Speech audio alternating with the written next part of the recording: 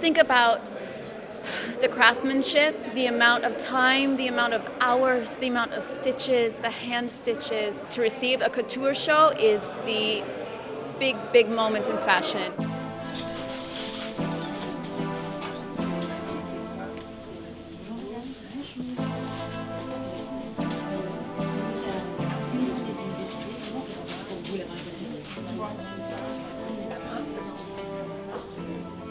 On reçoit les croquis de Maria Grazia et en fait après on doit réaliser les volumes sur le mannequin, on fait le patronage et après on réalise ça directement en tissu pour lui présenter une première toile et donc on obtient ça.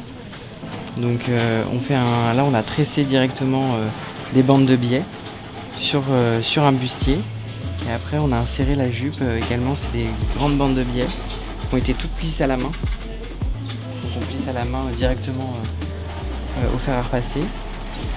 Après on les insère et donc du coup on présente ça à Maria Grazia pour faire valider le volume, savoir si ça lui plaît esthétiquement, quelles sont les modifications à apporter. Et après une fois que c'est validé, on a des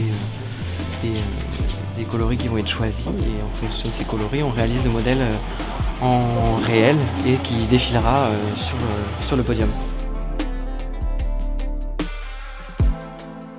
Le process qui est particulier dans la robe, c'est vraiment le plissé main. Donc toute la jupe et les bandes de biais qui sont dans le corsage ont été plissées à la main. Et après, du coup, c'est le tressage qui est directement fait à main. Quand on fait une robe, c'est une seule personne qui plisse. Donc là, sur ce modèle-là, j'ai plissé la majorité des bandes. Et sur une autre robe, ça va être la personne qui plisse au départ qui va plisser tout le reste de la robe. On a commencé la collection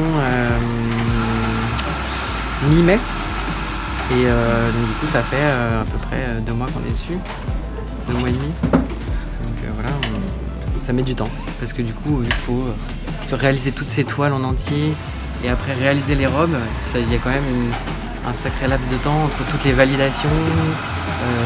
Il peut y avoir des robes aussi qui ne sont pas validées du premier coup, où il faut retravailler les volumes et tout ça.